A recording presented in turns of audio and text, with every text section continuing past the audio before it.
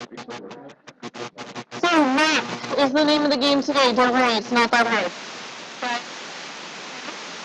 That your research for an AP exam is converting units for the most part. Okay. And population. Okay, so the population, we're going to learn the two equations that you need to know today for the AP exam. They're not that hard. They're nothing like the beginning of the year, and that's pretty much all you need to know, except for basic problem solving and converting units. So don't worry, if math is not your strong suit, you'll be fine. So I wanted to refresh the formulas and like the kinds of problems we've been talking about.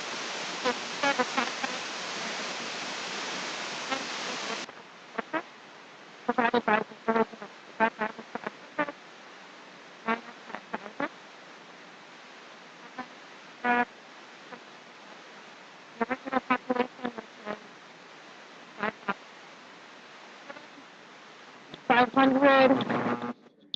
divided by 5,000. If we cross off the zeros, we're left with 0.1, right? So that's our growth rate.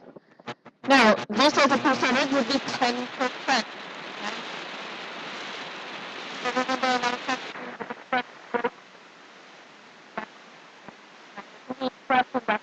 Or percentage form.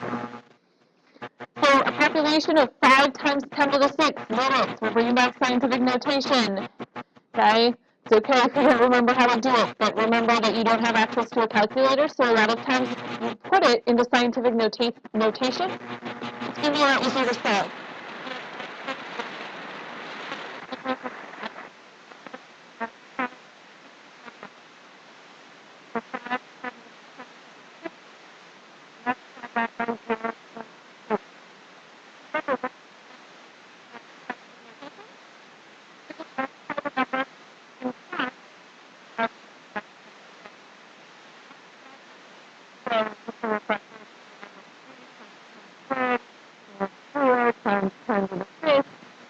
In order to multiply these, I have the number that are first, so I will get 3 times 4 is 12.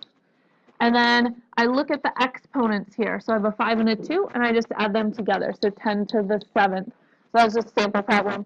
If we go back down here, I just have to multiply 0.2 times 5, which equals 1. So I end up with 1 times 10 to the 6th. 10 to the 6th is what number? Million. Okay. Billion is 10 to the 9th. And again, occasionally you'll need to know those. So we're going to start with our Chapter 7. Chapter 7 is on the human population. So I have a note packet for you. This should be, you should have talked about some of this in bio. Some of you who took Human Geo, or I think they said AP World, might have talked about this. For sure, Human Geo. So hopefully it will be a little bit of like a review where you will know some of it starting off. You won't have to learn it all from scratch. After we get back from break, we are going to do our unit on like geology basically. So it's like soil, plate tectonics. So we will be using our soil. Granted, I have to figure out how to do all the soil tests that I ordered because I've never tested soil before, but we're going to test it.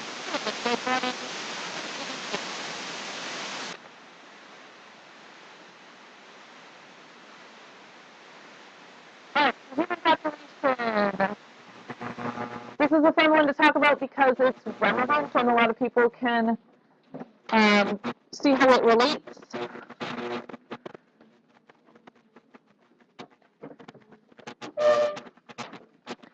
So the human population, we'll go through some history a little bit first. So if we look at this map shows birth rates, okay? Dark colors means it has a low birth rate, right? Yellow, red, orange means it has a higher birth rate. So this is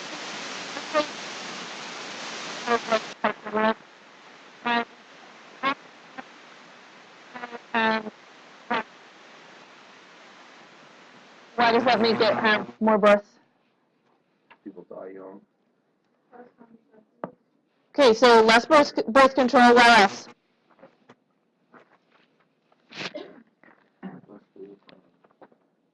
Low life expectancy. Okay, low life expectancy, but why would that mean there's a lot of kids? Okay, have more babies in case one dies, right? And what do we know about people? What do they do here, like during the day, for a job, for a living? Yeah. Yep. So for farming, good. So they need more kids to help them do whatever they're doing, whether it be farming or livestock or, they have a lot of kids around to help them. They also have a high infant mortality, right? So a lot of kids die right when they're born or within 1 or 2 years of their life. And so they have a lot of kids because, they don't know when one of them's going to die and they want to make sure they have enough help. Countries with low birth rates. It's kind of hard to tell on this map, but if you look, the lowest is dark purple, and that's over here in Europe, okay? So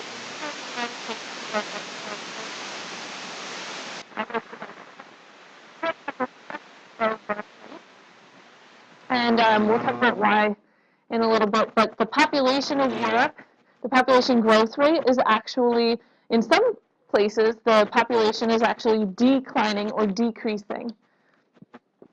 Here we have death rates, okay?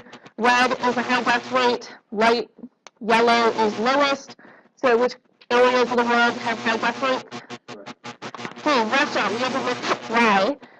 Apparently, there is a lot of drinking, and somebody said drinking in the last class, and I was like, well, that's ridiculous to think that there's a lot of drinking and that's why. But like BBC News did a whole article on why they have high death rates, and like alcohol and vodka was like the #1 reason that people died early. So 1 in 4 people there, 25%, will die before they're 55. Okay, so that's like most of you probably have parents that might be in their 40s, maybe even in their 50s. So that's an interesting thing about, but also have one of the highest suicide rates in the world. So suicide accounts for a lot of deaths there. Why do we have high death rates in Africa? Disease? Okay, so the technology, the medication, the sanitation, right? When I was in Tanzania, so I was right here. When I was there, they don't have a lot of access to like good medical practices, and so when I was there,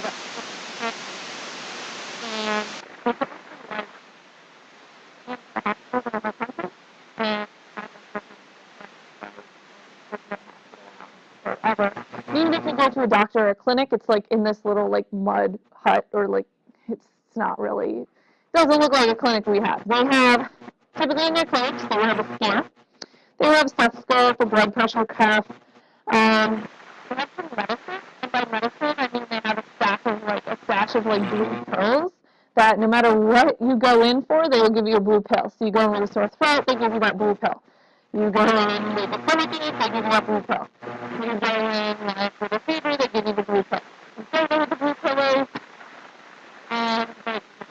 So when I was in Africa, I got really, really sick, and we went to a doctor, and they gave me the blue pill. It did nothing, and like I was sick to the point where I was like laying there in the Serengeti in a tent, and like was in so much pain.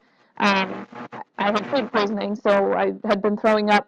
But it turned out I also had a parasite, so I had Giardia, which is a little tiny bacteria kind of thing that lives in your intestines, and you get it from and I also had a kidney infection at the same time. So I was like god awful miserable, and I didn't eat for like several days. And so we finally found an American doctor who was there, and he was the one who said, oh, I know what you have. He tapped on my back, and that's where your kidneys are, and he said, you have a kidney infection, and he did some other stuff, and he was like, you have, Giardia, and you have food poisoning. But they don't know the names of all of these things. Like, they don't know the names of these diseases. So for him to tell me, oh, I know what you have, was like,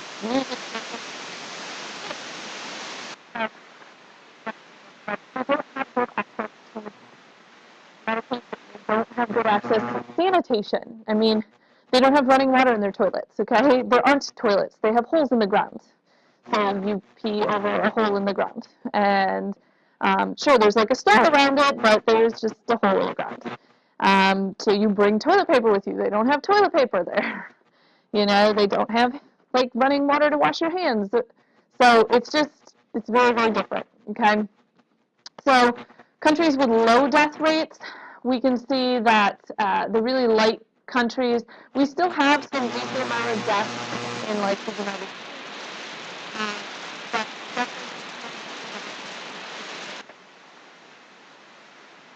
You've probably seen this graph before. I know I've showed it in bio. The human population, right, was pretty steady for a long time, rising really, really slowly, and then all of a sudden it skyrocketed. This is an old picture.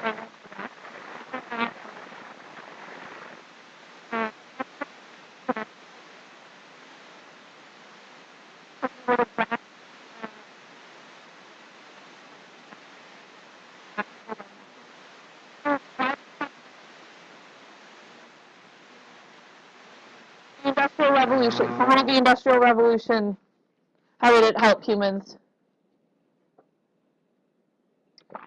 What was created in the Industrial Revolution? Yeah, like factories. So we figured out how to produce things on a big scale, right? With that came the invention of refrigeration, modern transportation, all of these things that allowed us to live better, safer lives, and then also to produce more food. We'll talk about the agricultural revolution that happened a little bit later, but just the fact that we could now use tractors or even, develop these plows, that could be pulled by horses, increased the population. So mainly medicine and the Industrial Revolution were what contributed to this increase. All right, in your packet, you're filling in the blanks. There's a paragraph there. So up until a few hundred years ago, human population was stable. So you'll need to write the word stable in that first blank. Meaning it wasn't growing, it wasn't decreasing. The birth rates and the death rates were about the same. So the number of people born equals the number of people that died. Now, about 400 years ago-ish, the Industrial Revolution improved agricultural output, meaning on the same amount of land, because we could harvest them. We didn't have to do it all by hand. We could use animals, we could use machinery, we could use tractors. It also improved sanitation. Because, 400 years ago, they didn't know that if you were going to, well, first of all, our ideas on medicine were pretty crazy. They thought you could, if you were sick, you should just cut somebody and let them bleed.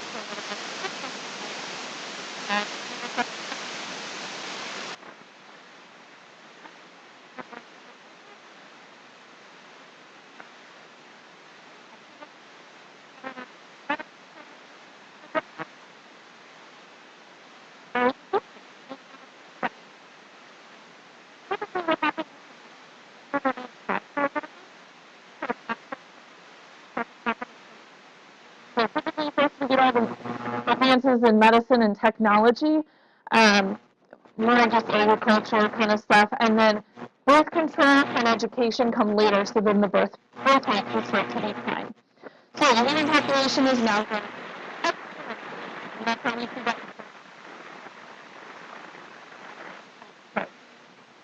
So the question then is, does the planet have a carrying capacity? We talked about resisted growth, right? That X-shaped curve. Carrying capacity being where does it level off? I don't know, different people have different thoughts on this. And some people think that our technology is going to keep increasing, so our carrying capacity will be higher than we actually think it is now. Some people think we will reach the carrying capacity. So Thomas Malthus in 1798 said that population grows exponentially, right, which we knew. We could study bacteria in the population. But the food output does not increase exponentially, and rather it increases linearly. So we said at some point we're going to reach a crisis point where we're not going to be able to feed enough or produce enough food to feed the entire population. Scientists are already talking about this. They already know we're going to run out of land. Now, some scientists think that we're going to be able to invent some technologies that allow us to grow more food on smaller amounts of land. Some of them don't. We'll talk more about that when we get to our agricultural unit.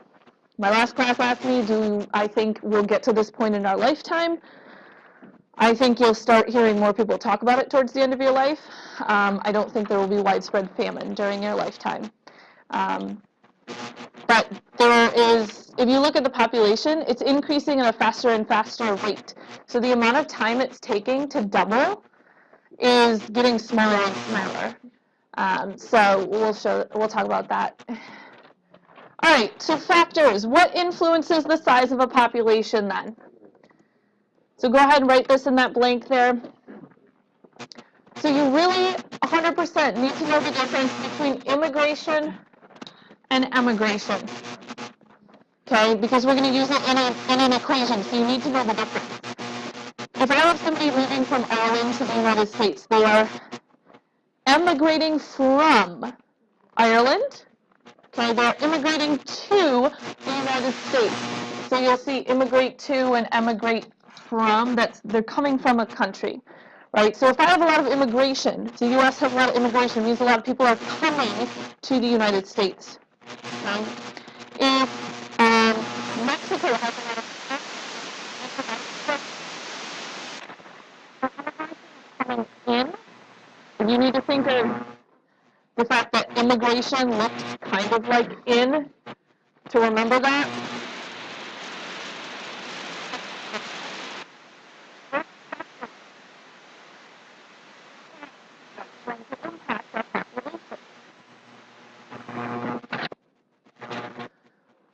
Fertility. This is not like, oh, you know, is she even have a lot of kids?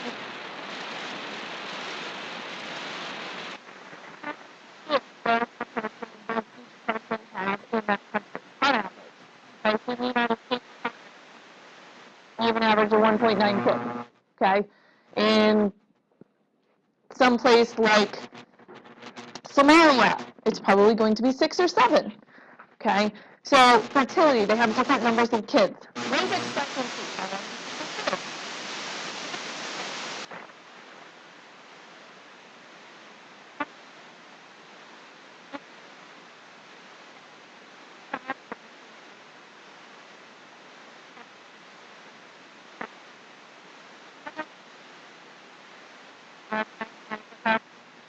I took a picture of a billboard that said graduate with A's, like A's as a grade, not AIDS. And so that's something that they deal with.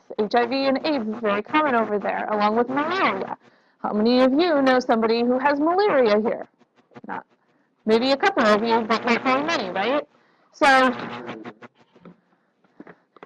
just think about that, right?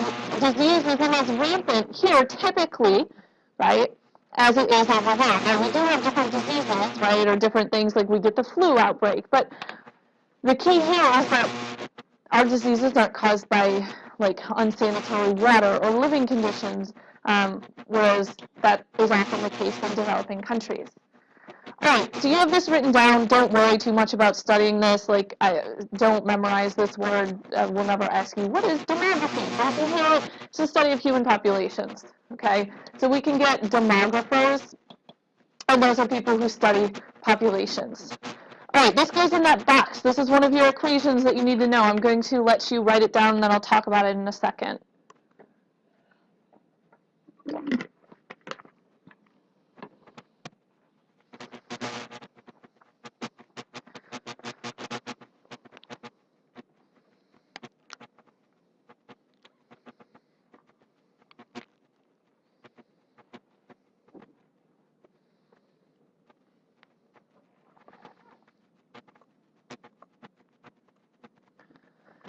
So if we want to calculate the growth rate, we've talked about the growth rate. We have to calculate the growth rate.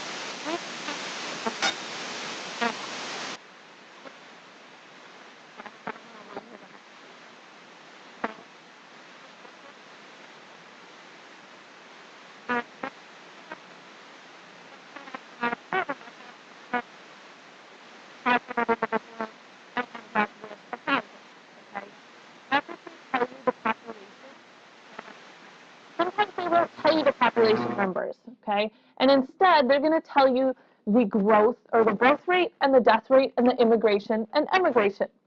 So we can calculate the growth rate from these numbers as well. So in order to do that, we use this equation. One thing you need to memorize, or you need to know, besides this equation, you don't get an equation sheet on the AP exam, you need to know that the crude birth rate is the number of births per 1,000, okay? This is super important, because if they tell you, oh, in a population of, well, 100 individuals, there are 5 births,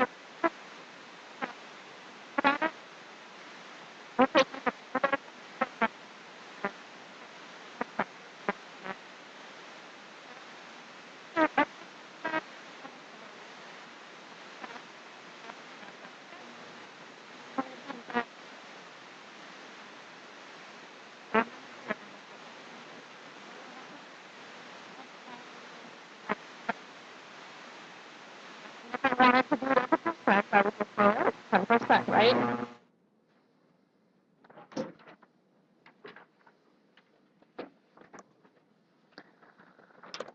All right, let's do another example.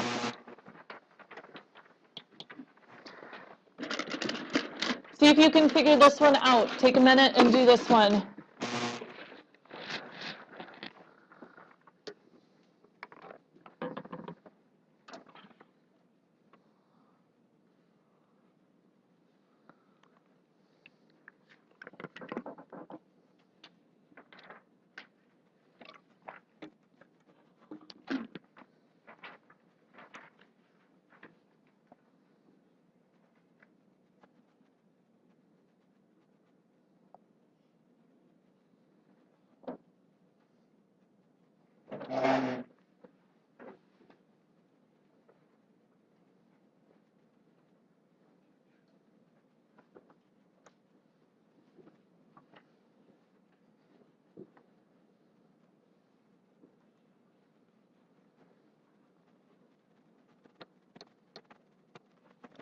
All right, so crude birth rate, it says is 20, the death rate is 8.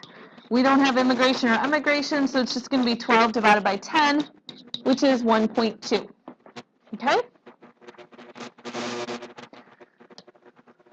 All right, so here is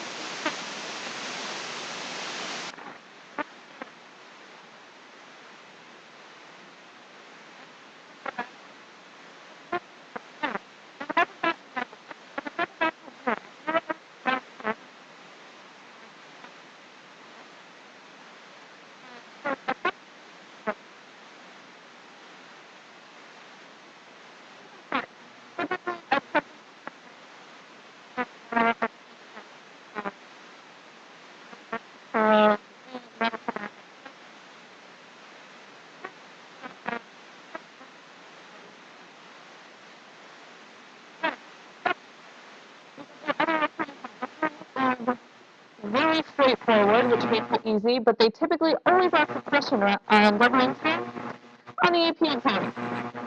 So in order to find doubling time, you just have to take 70. Now this is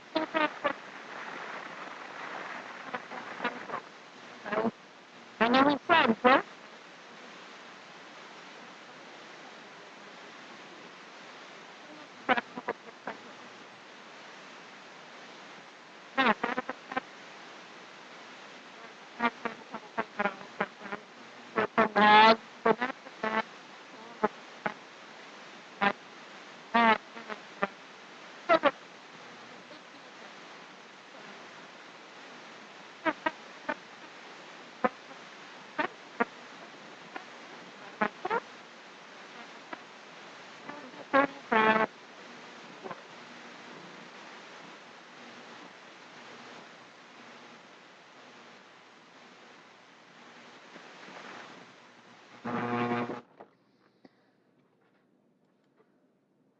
All right, we're going to do this slide and the next slide, and then we'll be done. Okay, and then we'll do some practice. So the total fertility rate, total number of children a woman has in her lifetime. Okay, so it's not the number of children she needs to have.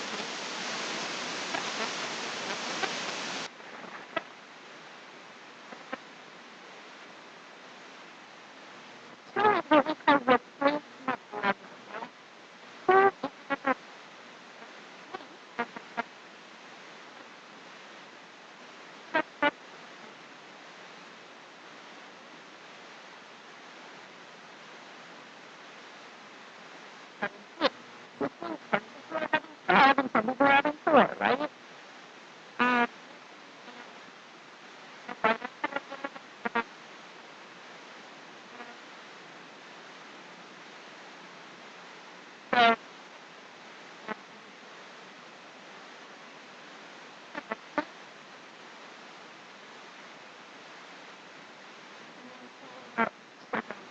I'm going to get rid of this first sentence because I like this definition better.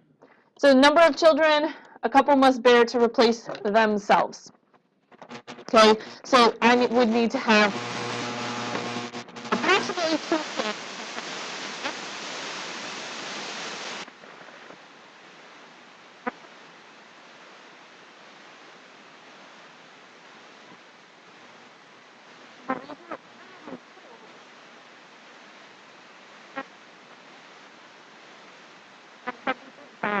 So they're able to have twins. So we have to have it.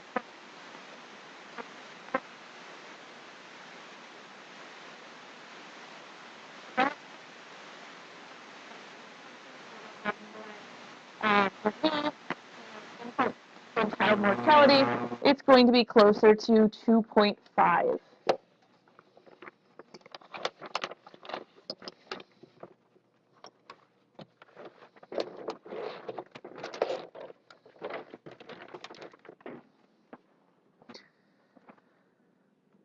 All right, so here's what we're going to do. We're going to do some practice problems. Remember, you don't get a calculator on the AP exam, so up to you if you want to use one today. I will be coming on to help you, and in about 10 minutes, I'll put some answers up so you can check your answers.